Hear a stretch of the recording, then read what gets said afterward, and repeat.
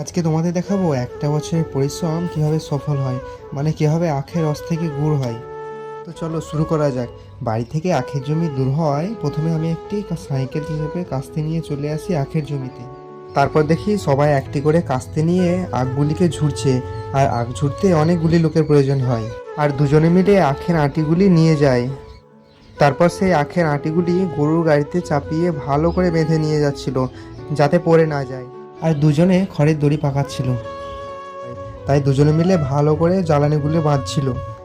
জ্বালানিগুলি বাঁধা হয়ে গেলে সেগুলি এক এক করে মাথায় বয়ে নিয়ে যাচ্ছিল। তারপর সেই আখগুলিকে পিষতে শুরু করে। আরেকজন আখের খোয়াগুলিকে সরাতে থাকে, যাতে আখ পিষতে সুবিধা হয়। পেশাই করা রসগুলিকে দুটি বালতি করে নিয়ে বড় কড়াইয়ে দেওয়া হয়। তারপর এই দাদুটা রসে ভাসতে থাকা ময়লাগুলি তুলে ফেলছিল। আর জ্বালানির দরকার ছিল, তাই এই ভাইটা ট্রলিতে করে তালপাতা বয়ে নিয়ে যাচ্ছিল। প্রায় 6 থেকে 7 ঘন্টা উনানে জাল দেওয়ার পর গুড় হয়। গুড়টা প্রচণ্ড গরম হওয়ায় বালতি করে দুজনে মিলে নামাচ্ছিল।